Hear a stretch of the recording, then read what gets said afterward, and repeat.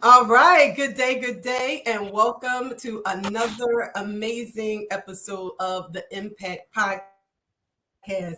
We are so excited today because you are about to experience a number of different experiences, and you'll find out why in just a moment. I am Aaliyah Johnson Roberts, and we have with Dr. us. Dr. Obiama in the house. Damaris Alvarado Rodriguez in the house. And Cynthia Allen, the one and only. The one and only, the one and only. So today we are. So I'll give you a little background as to how we got here today with our amazing guest, Cynthia Allen. So I've known you. I have to say, Pastor Cynthia. That's just what I said. Well, I want you to be very comfortable. So if that makes you feel comfortable, I think you should stay there. So it rolls really clearly off your tongue and you're good with it. It's fine. Thank you, because that's what's going to come off of my tongue. Pastor Cynthia, I've known, over the years, but the past couple of years, I've really got to be in your space a lot more.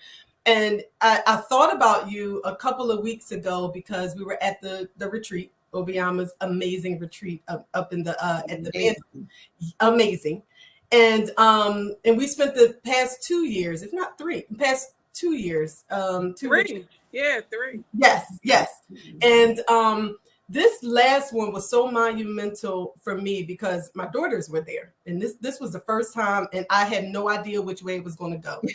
I know that every time we go up there, we leave. I never know what to expect when we go, but I know that every time we leave so full, and I wanted them to experience it. Mm-hmm. But here is what I wasn't sure of. I said, we're all older. This is what they say, right?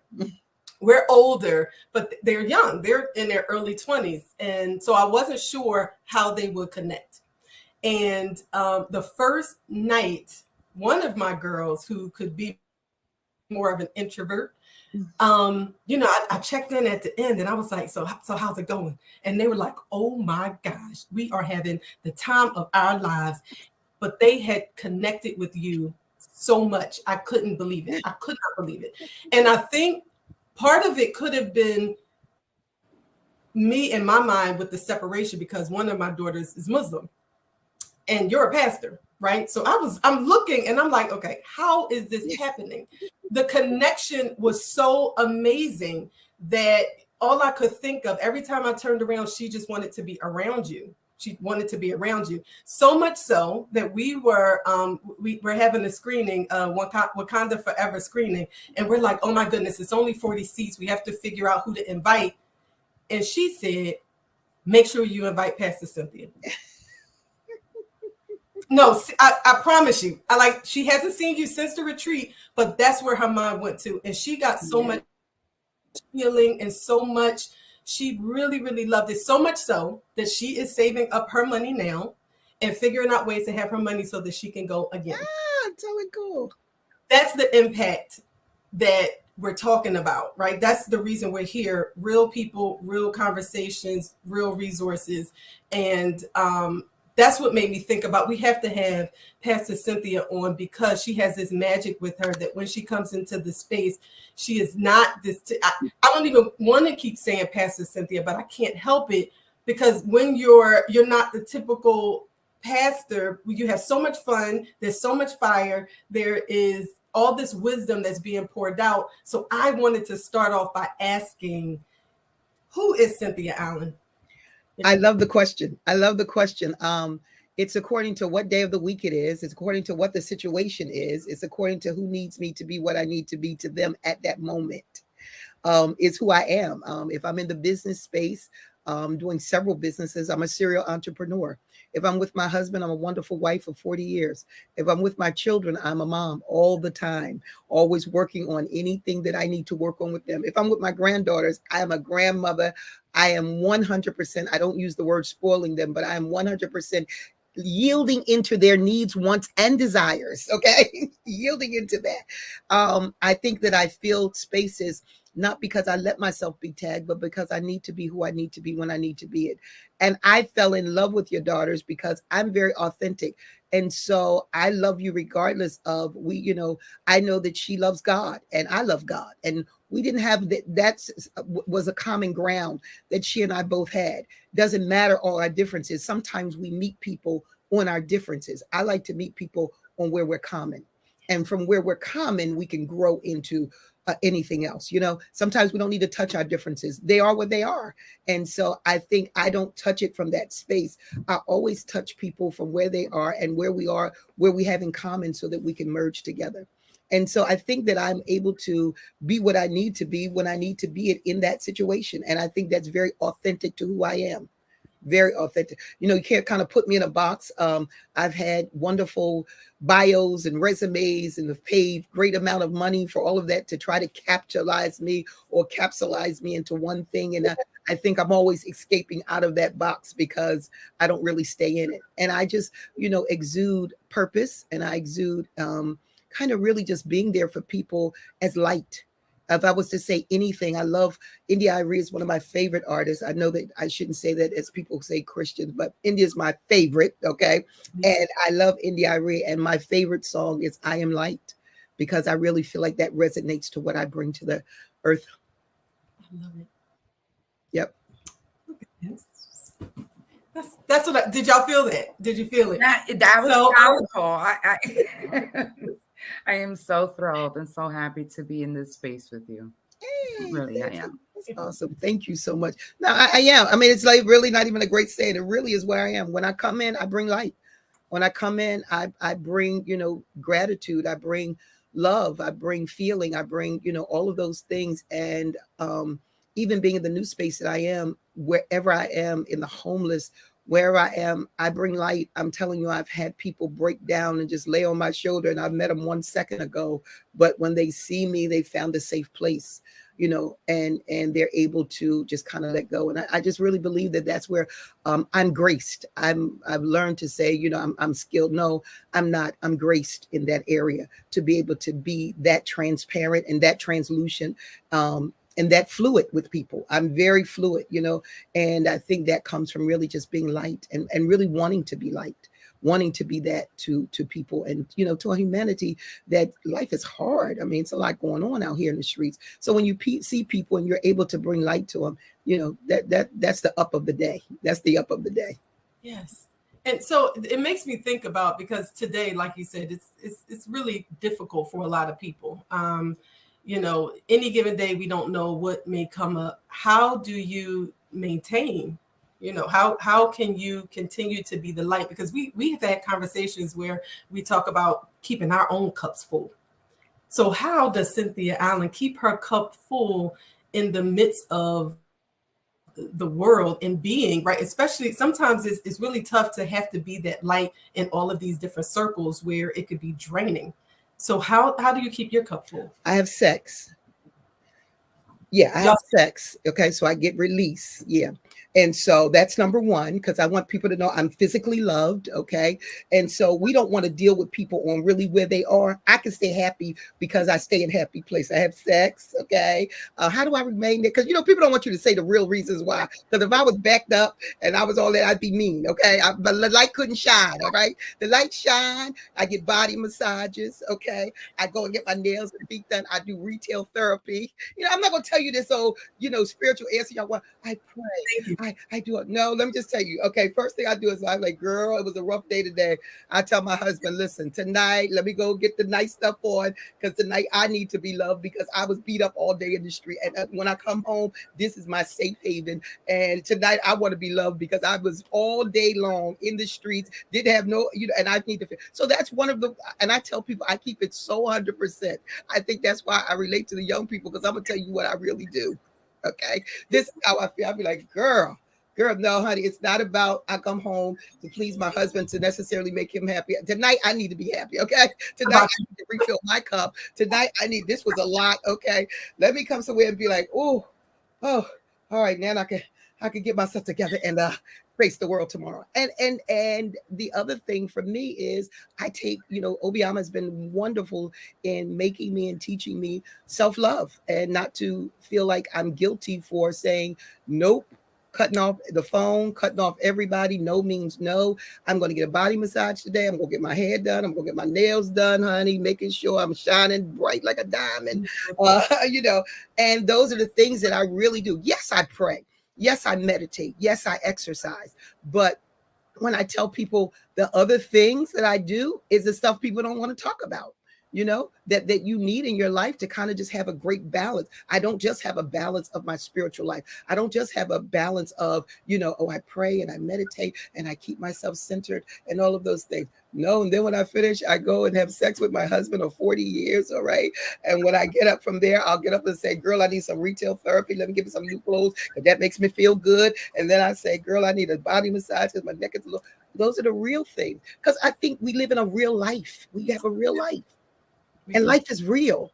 And if you don't say, you know what I mean? My husband thinks it's so funny all the time. If I call, I say that, and it was really funny. My husband just got over cancer. And he would say, I'm sick now and I'm down. And I'd be like, that is not an excuse, brother. Get yourself together. I'll meet you in 20 minutes. That is not that will not be your excuse tonight. He tried to use that too many times, too often. He's like, no, you're good. You're healed. No.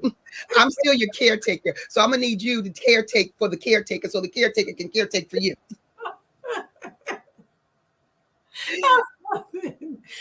It's so funny too, right? Because Obiama, right? We were talking. I had posted, friends, about my difficult day last week, and that was one of her suggestions.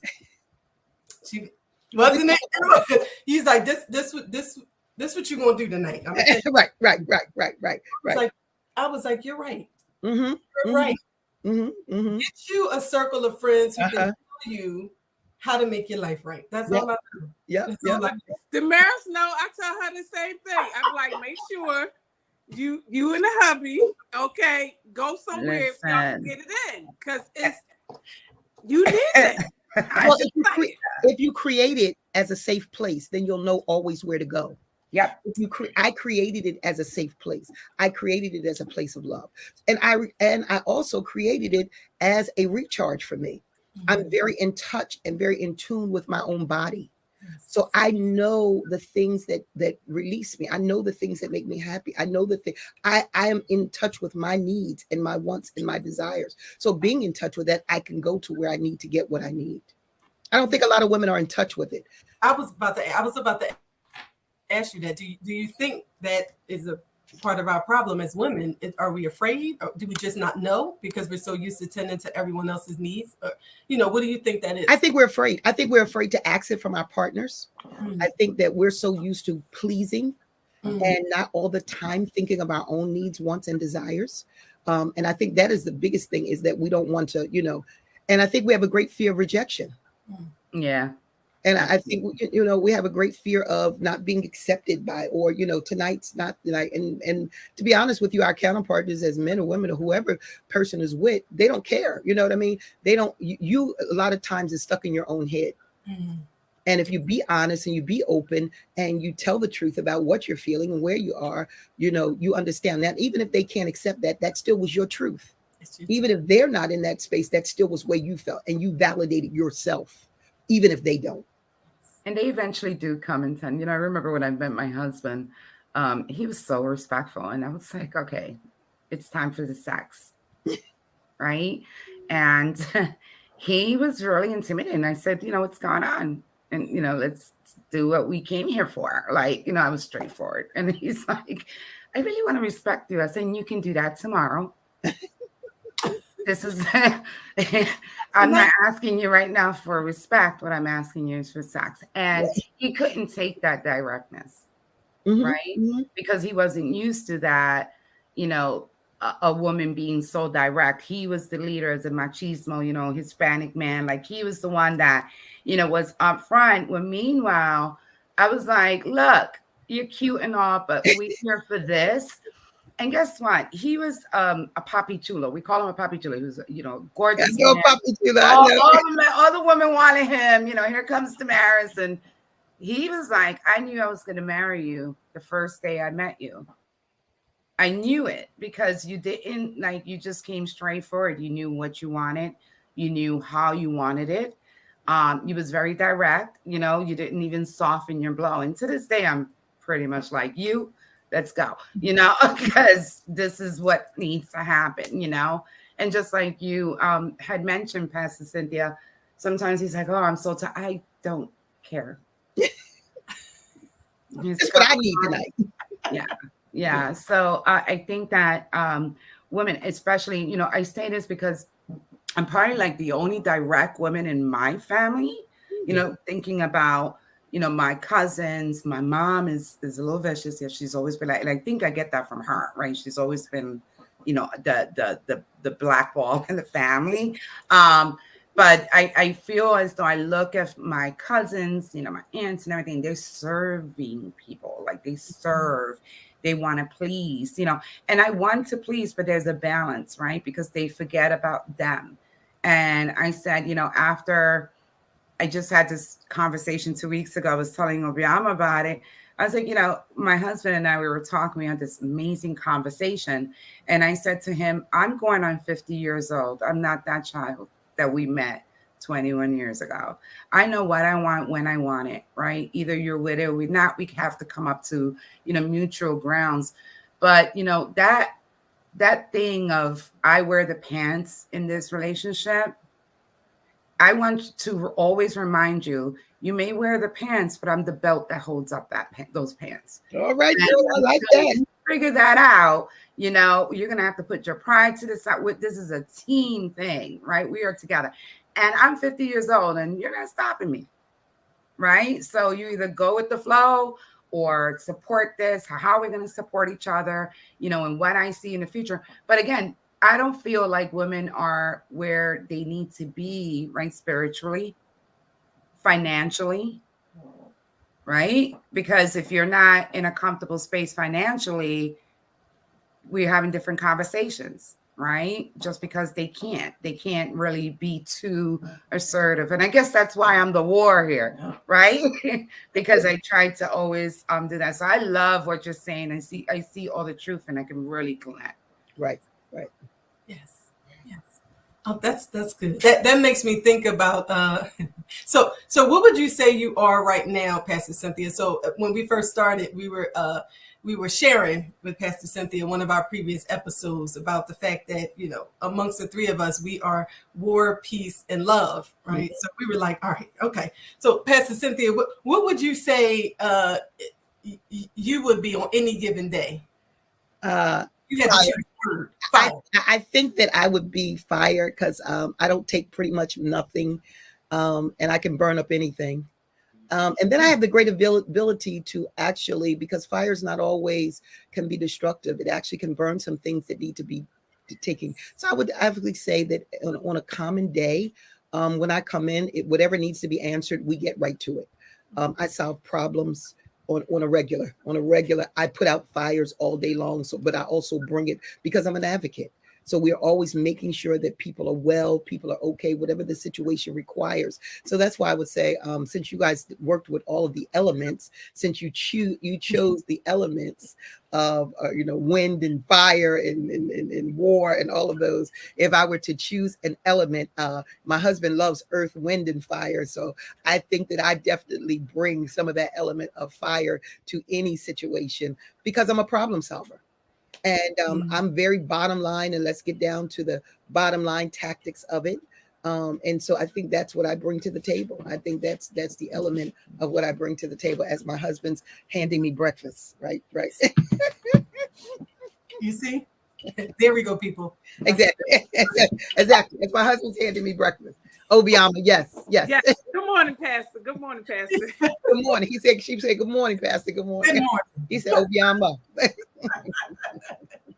So what I think is so powerful about what we're talking about, I know myself personally, especially since I am love, right? That's who I am. But there are times when I know what element I may need in my life, and it's just a phone call away. It's just a dial, right? I felt like you, Pastor Cynthia, could be something that other people may have needed. So what did I do? I picked up the phone like, Pastor Cynthia, can you come on to the podcast? Because, right, I may not, this is the same for my staff and my children sometimes as well. I may not be the answer at that moment. I may not be exactly what you need at that moment, but I know someone who can help you. So there's times when I pick the phone up, right? It might be a Damaris day, it might be an Obiama day, and reaching out to Pastor Cynthia, like, I need you, right? Even if it's something where, for my daughters, right? If there was something that they may have needed, because I care so much about them, I need to make the call and connect with the person who has the answer. So in those moments that you ladies, and I'd love to hear from all of you, in that moment of need, whatever that may be, in our business, personal lives, whatever, who are you reaching out to call, and what is it that you need them to facilitate for you? Because I think that's something we all need in this moment of life when we're just lifing. I think Obiama is one of my great people I reach out to. We have real moments, and I say, this is me. When I say it's me, they know that, when I say it's me, and she and I can really just be transparent with each other. I think that's not the easiest thing for most women to create. I don't think that's an easy thing, because we have had a bad reputation of, just not being there for each other, or not understanding, or just being that safe place.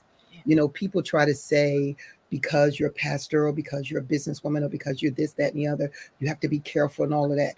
I have to be careful because at 59 years old, I'm wise, I'm smart. I can peep where you coming from before you even peep there. I like to say, like my grandmother, at this age, you got to get up 2 weeks before me for to even catch up with me. Okay. So if you can't get up 2 weeks before me to even catch up with me, because at this age, it's kind of hard to pull the wool. But I think finding that safe place, I think for me, my husband and I, it's really unusual that he is very easy to switch roles and come from being my pastor to my husband to my friend.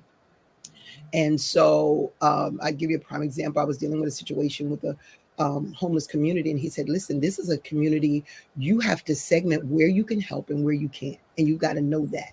And so there's times when I just need that business advice, and it'll come from him. You know what I mean? The wisdom of God, which is very easy to entreat, will come from there. And so I've created my own safe circle.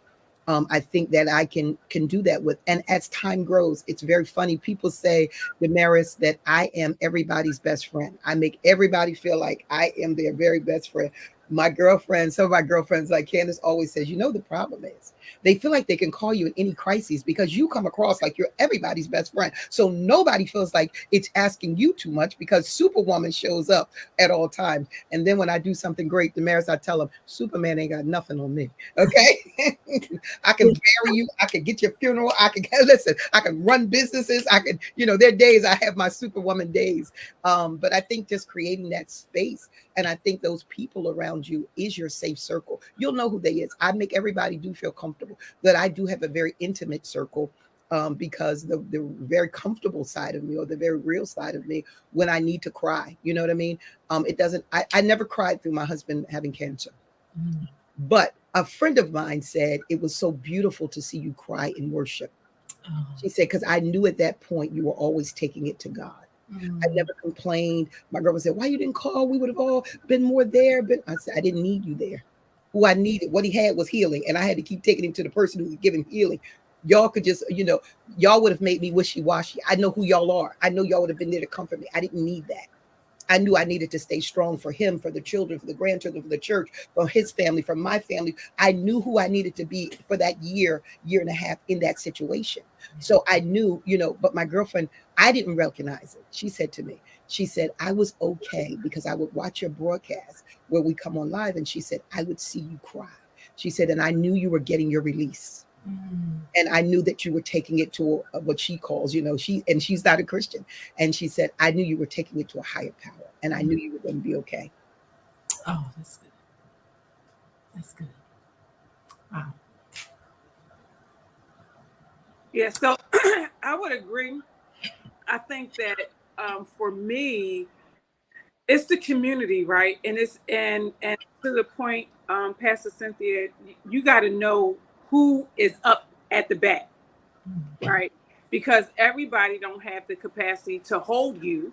Everybody don't have the capacity to support you. Everybody don't, right? So being able to know what each person capacity is. And so for me, I'm very, very, very fortunate and blessed to have two pastors, Pastor Cynthia and her husband, that we lovingly call the wisdom box, because he is really that person that can switch in a second. You want to talk about business, he going to talk about business and give you sound wisdom. You want to talk about relationships, he going to talk about you, like whatever that is, and you don't have to worry about it going anywhere, right? And that's really important to me, being able to have people who can support me at my various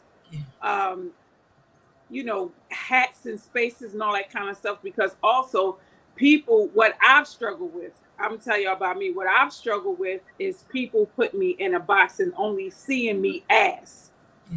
People have a hard time seeing you as multifaceted, multi-talented, multi-gifted. If you in the church, that's all you can be. If you're in business, that's all you can be. If you're in childcare, and it's like, no, I'm a unicorn and I'm okay with that. And stop trying to box me in who you see me as.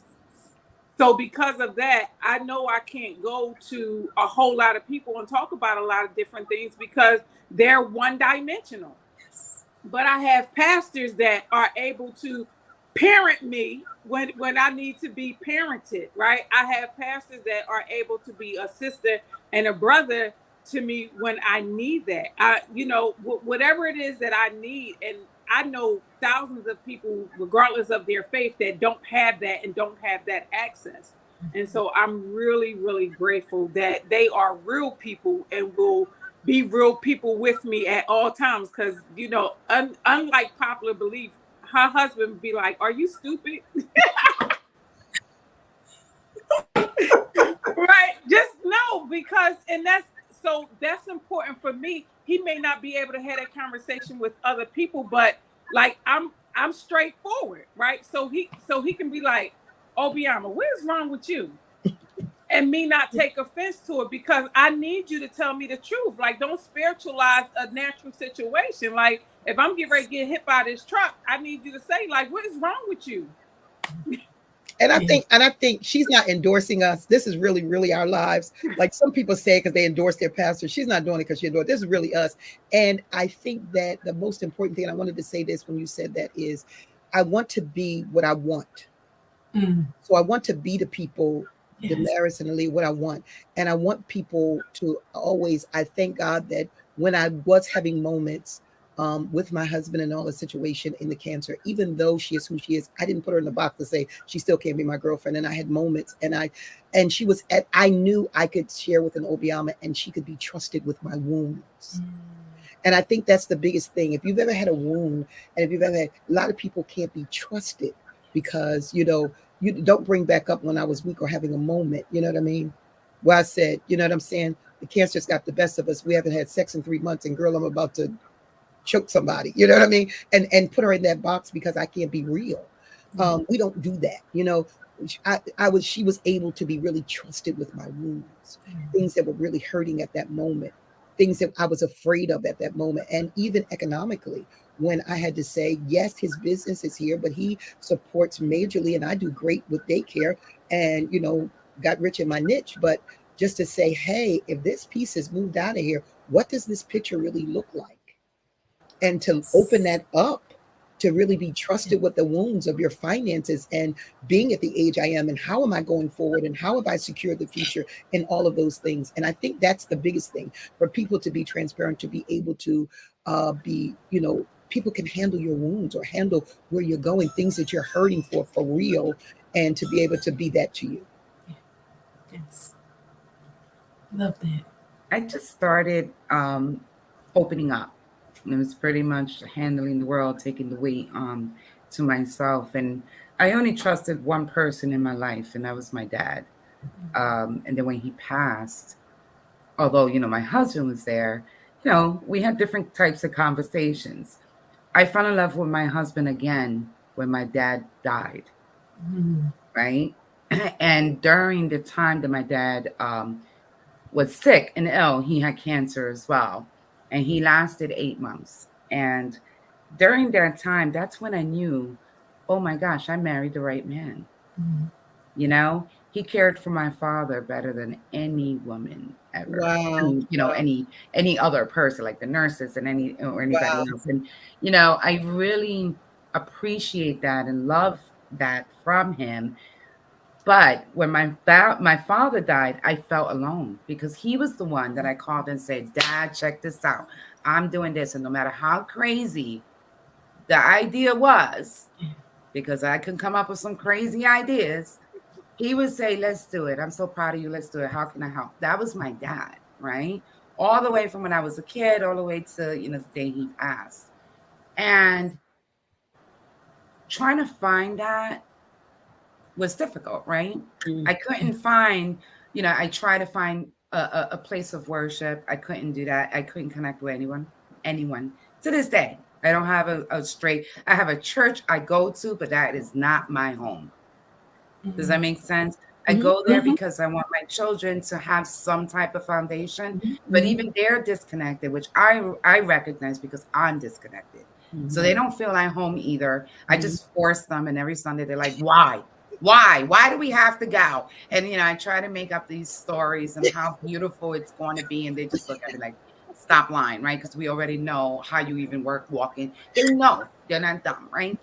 So I started really thinking about, I need to really release, because this is not mentally great for me. I had this person I went to trust in everything, no matter how crazy it was. He was never, judgmental. My dad, God rest his soul. And my husband was that person. And I didn't realize that. Right. So I started going to him. And of course, he'll say things like, "Another business." Right? "Do you think this is really, are you going to be able to do this?" He'll ask those tough questions.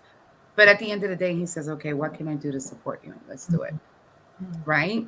What do you need? I'll come to him and be like, "I need a new car." "Why? What do you need a new car?" "Because I said I want a new car."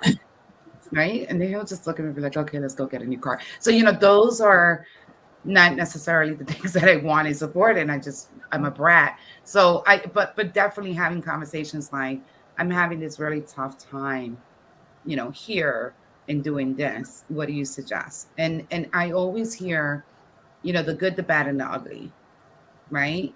And he'll say, "But you choose where you want to go, and I'm here for it, whatever I can to support you." So that is amazing. And until I've met my two beautiful ladies, Aaliyah and Dr. Martin, that has been a wonderful experience. Aaliyah actually pulls me off the bridge, like the cliff of the bridge, when I'm ready to go in. I'm like, "Aaliyah, I need you. I need you to pull me back, because I don't want to say things that is going to cause later on." So I'm really big about thinking about things through. But there are moments that I need Aaliyah in my life. And then of course, I'm like, "Hey, I'm thinking about this. How can we do this businessly?" Or, "Hey, I'm really struggling with this. And can you believe, the stuff that we're going through, and stuff like that." And really like pivoting to make those together. Weird thing is that, obviously, you all know I'm Hispanic.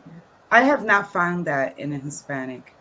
I have not found another Hispanic sister, and I'm 50 years old, to be able to connect that way too, which is really odd, right? It's so weird, and I wish that I did, right? And at this point, I'm looking at my daughter, which is the weirdest thing, as that person, because now our conversations a lot more differently. She's 28 years old. She's going into this leadership. But now the beautiful thing, not only with her reaching her educational journey and goals, and she's learning how to become my successor, right? Because that's what she's learning how to do. But she's also become like this person that I'll come to, and she's like, "Mom, what's the matter?" And I'm able to open up a lot more than I've ever. And then I sit back and say, "Wow, I'm having this conversation with my kid. This is surreal." Right? And she's able to actually respond back and say, "Well, I feel as though you should do this," right? Or maybe you need a break, or maybe, but hearing her say this as my daughter, as a young Latina woman, right? it's so amazing. And somebody younger than me that's taking over this world, right? That's going to be my successor and going through, you know, whatever it is that this world is going through. It's just an amazing experience. I'm really, really thankful for everyone that's in my corner. It's on my circle, right? And then as going back to my daughter, those proud moments, I'm like, oh, make that master's degree work, please, in leadership. I'm like, you know, it was worth every cent, Samantha. You know, so if she's listening, she knows. I tell her all the time, this is worth every cent of investment for your master's degree, girl, because you are just growing to this beautiful young lady, a beautiful daughter. You know, I'm so proud of her, and a friend, right? It's really different and real at this point. It's so funny. It made me, as you were telling that story, my daughter Isis, so she's 22 now. She sent me a meme the other day that said, you know how back in the day we'd be like, I am not one of your little friends. So the post said, my mom used to say, I'm not one of your little friends. And then look at her, my little friend. And I still was like, I am not your friend. Okay? But you're right. The conversation that I'm able now that I am mature and a lot more settled and confident in who I am, right? Because when we're in that space of I'm unsure of who I am, or I want to be this way, or I want to be like that person. No, I am unapologetically me. And I am fine with being the love in the equation because I have all my other sisters around me and we are one major force. But it's so interesting because I can now appreciate my mom for who she is. I'm no longer that rebellious daughter who are like, I'm grown. I already know, mom. Even at 43, right? It's like, mom, I need my mom. It's so funny. I know what to do during inspection time. I don't know what it is. Whenever it's inspection time, we're fine. But it's something about when my mom is in the space. I'm like, mom, she's here. She's here. Nothing's wrong. She don't even do anything. She just brings her presence. But I think it's the same for my daughter as well. You know, I have all girls. We have all girls. My 10-year-old shared some wisdom with me yesterday. And I really was like, you made a good point. I think. But honestly, I think a lot of that really comes from what we have shared with our people, with our circle. So, you know, I think a lot of times we really need to hug ourselves and pat ourselves on the back for what we bring to the space. Like you said, Pastor Cynthia, being the light. And thankfully, because we put out so much good, we are able to get it back when we're in our safe spaces. Because I've shared out with my mom and my daughters and my husband, when we need that vulnerable space, we can go into it and get back what we put in. Right. And I think that's what's important is, right, what you put out is what you get back. So we need to be mindful of what it is that we're putting out into the world. Right. Yeah. Oh, this is good. You guys have rested my good soul today. I don't have work. And it's funny, Pastor Cynthia, 1:30 is my spa appointment, okay? So you guys have set me up very well. Yes. You need it. To be rested. I don't want to finish up the episode without asking this because we have not even shared this part. All the great things that Pastor Cynthia is, she has been in childcare for how many years? If you could tell us how you got into the business, what that looked like for you, and where you are now. Because we had an episode on legacy last week, and yeah. Well, legacy was so big because my mother started teaching at St. Malachy. She was there for 33 years. I went from corporate America going over to needing a little break, started substitute teaching for her. Okay. When she would have our women's conventions and stuff, come in and fill into my class in St. Malachy's Catholic School.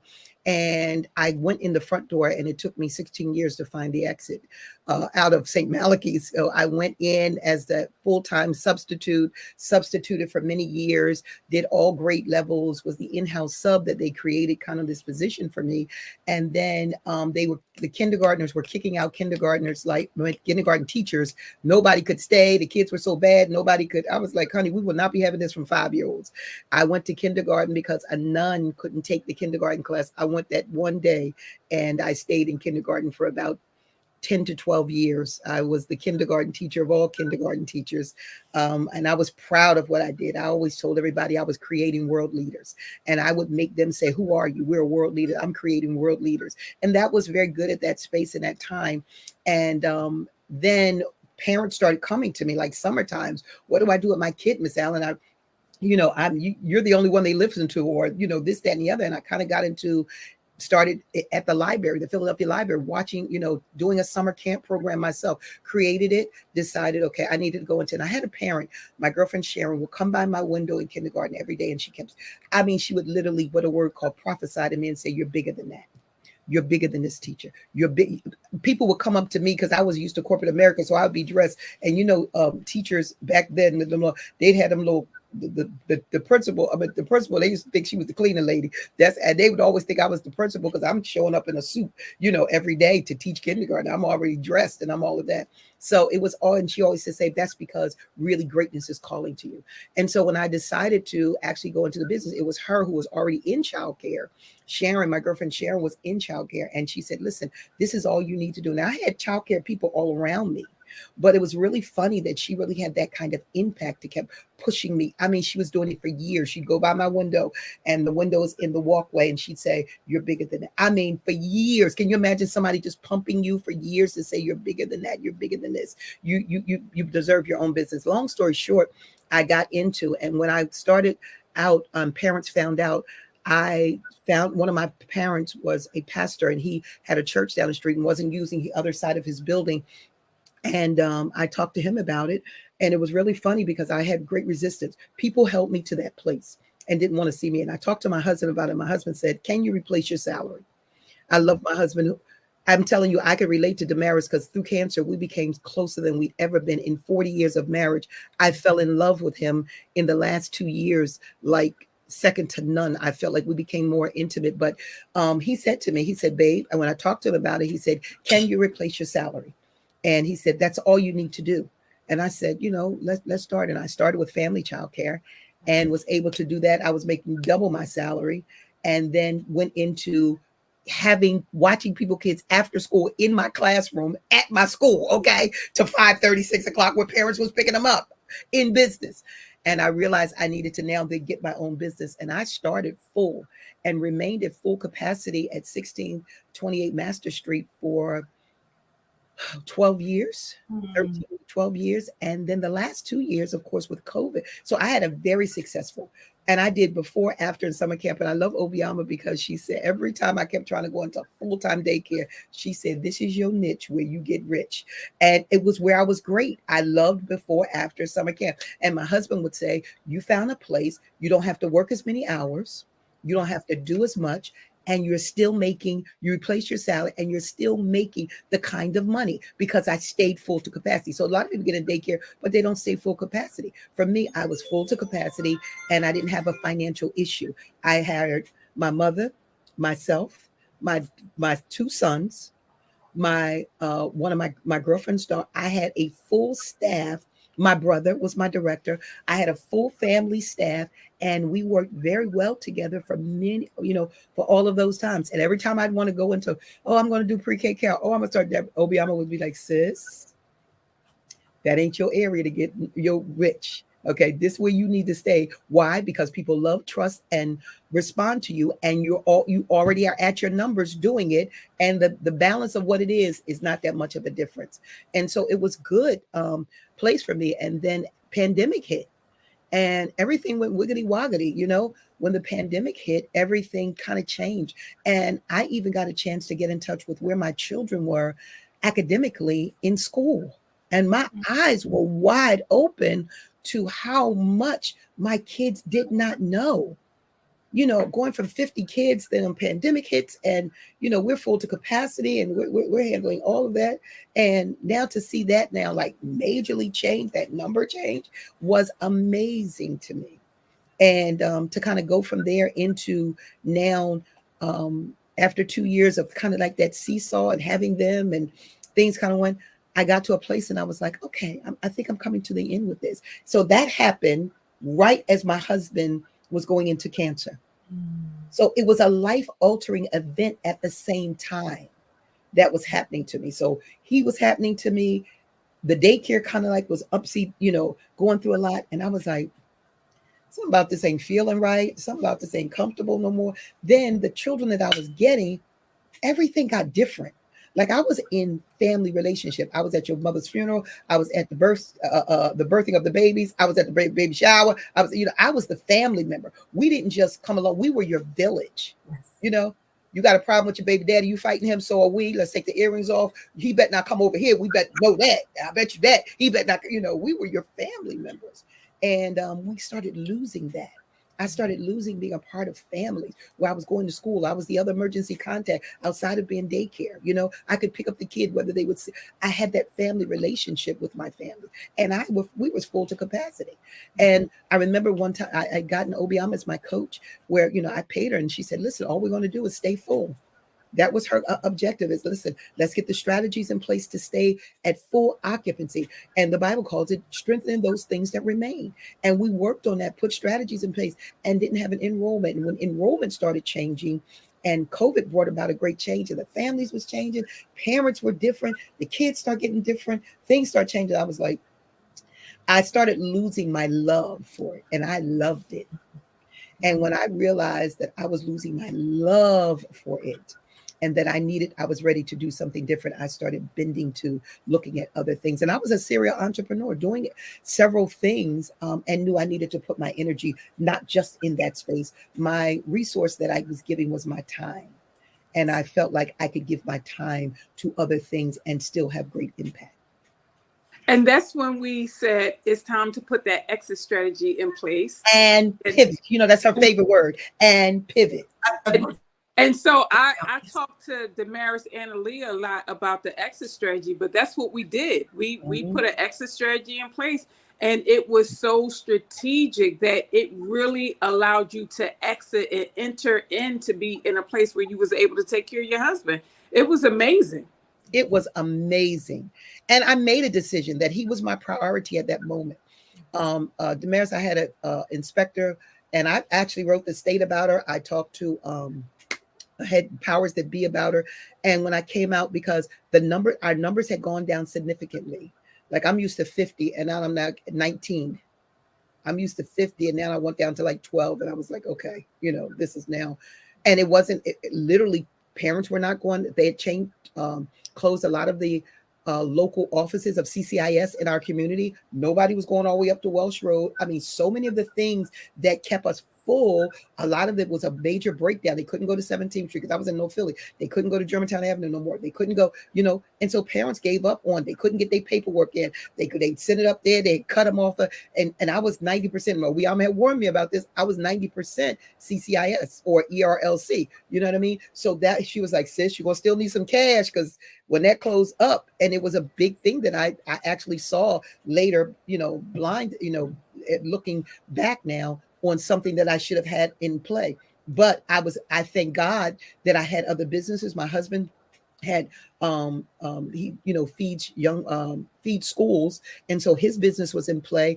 But then I was able to come onto this wonderful opportunity in the to house the at-risk and homeless through the medical insurance, built a business there, and we're scheduled to $1 million. And I built this, and I was pretty much my only staff. So it wasn't about, and as Obiama said, it's not about money you make, it's the money you keep. So we realized, yes, we could make money because we were all making well over 6 figures. My income went from probably working in Catholic school, 40-something thousand. I was personally making 6 figures myself just for before, after, and summer camp, outside of the rest of my family. But then when I moved onto this space, I'm able to quadruple ×3 that kind of income and still have a great impact in a different way.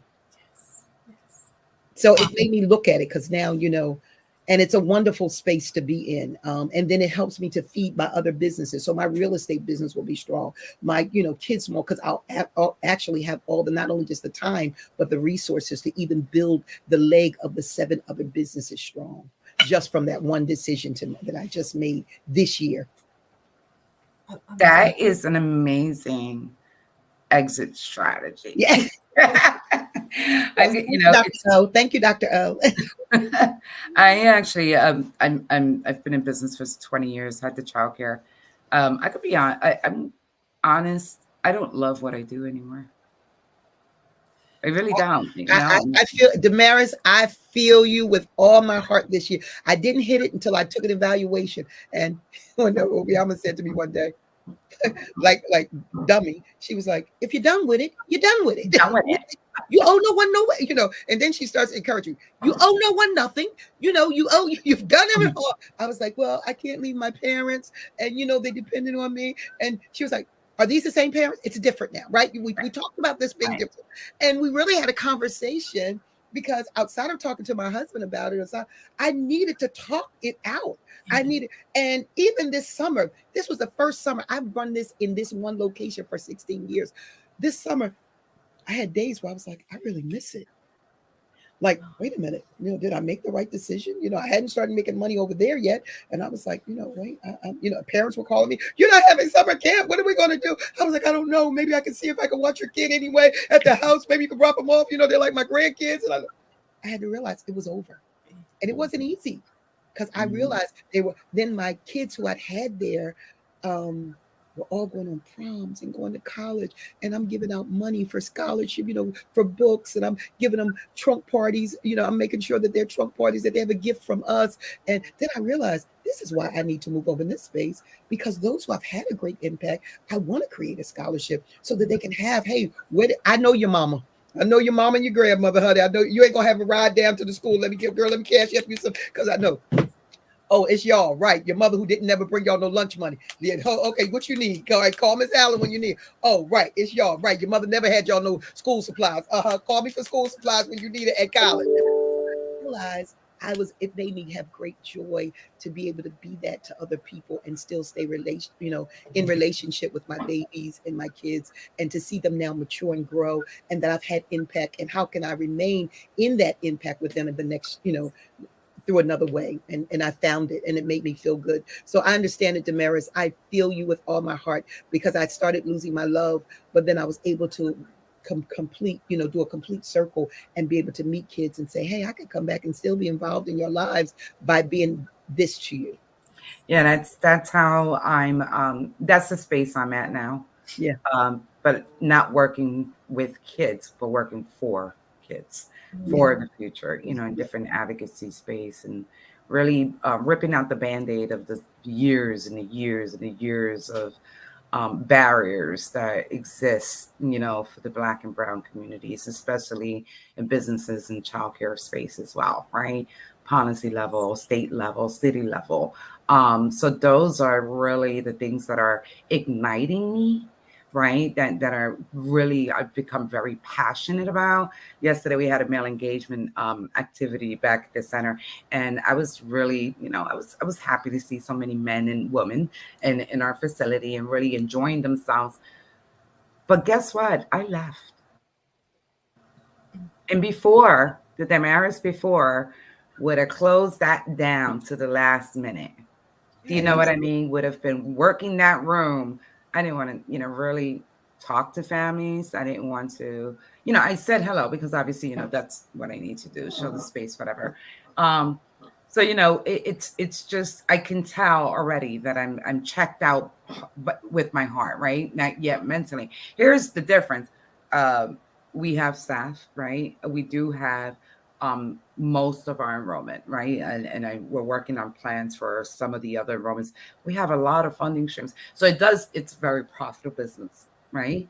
And I will affect what's keeping me there is not that profit, because we're already financially where we planned, right? So we are where we wanted to be and more, right? And we're still working on what's next. So that's not really what our issue is. My issue is the 54 people that work for me. It's not even the kids. It's not even the kids, right? Because we've built this foundation of providing access to and inviting people to the table and providing them leadership skills and stuff like that typically are not invited, right? Or typically don't have the opportunities to do that. And now that I've started them and they're there, I'm like, where are they going to, they can go to other organizations, but let's keep it real. How are they going to keep growing them? Mm-hmm. Or they're just going to use them to keep doors open, right? Not too many people do that. So I think that's what's keeping me there. So I'm back and forth with this. I know Aliyah and Obiama and I have spoke the other day. I'm like, I'm planning an exit. Like, this is going to be my last year because I feel it in my heart, right? And again, going back to my daughter, I'm like, you ready? You need to be ready, right? Because I want to travel. I earned it. I want to enjoy my kid, right? I want to enjoy my own child, right? I still have a 10-year-old left, right? You know what I mean? So I'm like, I want to enjoy my own kid. I want my kid to come home and see mommy there, not wait for 6 o'clock or 7 o'clock at night or 8 o'clock, 8:30, like last night that I got home to say, hey, mom, I love you. Good night.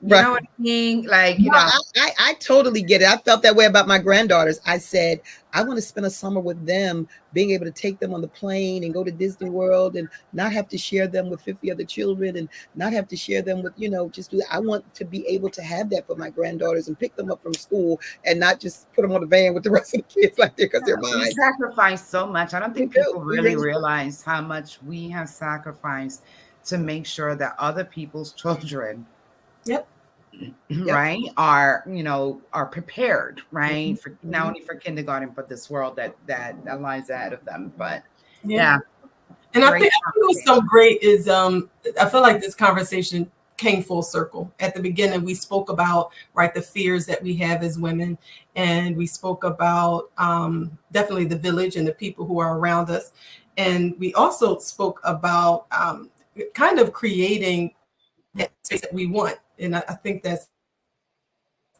exactly what we're talking about here. And the fear of, okay, well, what will happen to all of those if we left them behind, which really isn't it. We're really just redefining what it looks like for us to show up. And when we let go of that part of the fear, right, we'll be able to make even more impact, like Pastor Cynthia said. So I think what it's time to if we could totally summarize this whole thing is be clear on who you are. Like, take a moment to, who am I? Be settled in that. And then what do I want next? Like, be able to define it. If we could take all of those barriers away and those blinders off, what is it that I want my, next year, next 3, next 5, next 10 years to look like? What does it look like? And start writing that out. Take a moment. I now have my CEO days where I don't go into the office because now I need to be able to create, right? I'm a visionary. I need to be able to create what my life is going to look like. We can do that. And we've done it these past, 10, 15, 20, 30 years that we've been in childcare. We've done it for so many other people. We can do it for ourselves. Mm-hmm. Make sure you connect with other people who can make you even that much stronger. Create your village. You can. I told you, we're your friends too. Connect. Like, we're here. You got love, fire, peace, war. Like, what you need. You listen. And something I love too that Pastor Cynthia said is we don't have to work harder to meet our goals or to even make that income, right? So what I'm doing, I was working 50 hours a week doing the same type stuff. Pastor Cynthia is like, I was doing before and after care in summer. That's it, right? So we can still meet those goals. Redefine it. That doesn't mean that you have to work 10 more hours to make it happen, right? Define it. When you lose because I wrote some notes, when you lose your love for something, pivot. That's it, right? Life is too short. We're not staying stuck. We shall not be stuck. All right. Protect your greatest asset, time. We do not have an unlimited amount of time. Protect your resource. That's your asset. And stay connected to your vision. Like, go back to your why. And if you have to pull out your piece of paper and draw it all over again, do that. And let's start living. That's it. That's my sermon. That was my sermon, Pastor Cynthia. That was an amazing sermon. Yeah. That's a mic drop. You did an amazing job summarizing this whole episode. So I hope that for all of you that will be listening to the replay and those that are tuned in, I hope that this really just touches you in a way that causes you to act. and to do whatever that is that you need to do. The four of us are here as a resource. You can find us on social media. And if you are intrigued to go visit Pastor Cynthia Church, is at 4800 Old York Road. And what you see on this podcast is exactly who she is on Sunday morning. And you can catch her on Facebook Live as Cynthia Allen. There is no, there's like, it's just all 100%. Who you see is who you get. So she is the same on this podcast as she is on Sunday morning. I'm coming. I'll be there. Come, Damaris, come. Oh, we all have to have something great. Come, please. Definitely come. Thank you, Aaliyah, for having me. I'm so honored and I am humbled to be here. I'm grateful that you guys consider the God on me, you know, and the love that I have for people, just to have us on. And I'd love to talk about the next time we get a chance, Damaris, about the next exit strategy of really going to next, because I brought my whole staff on. I couldn't leave a lot of people. So I was like, hey, it's time to get on to something else. Now we all jumping. I made everybody create a company. Everybody, Obiama can tell you, we listen, we're doing something else now, and we're going to find a way to do it. So we'll kind of talk about what age we're in now, because we're not blockbusters anymore. We don't want to be blockbusters, stay too long and become obsolete. So yeah, let's make sure that we get together and do that again. I love you guys. Thanks so much for having me on. Thank you, Pastor Cynthia. Thank you so much. See you guys, and we'll see you on the next episode of the Impact Podcast. Thank you for joining us.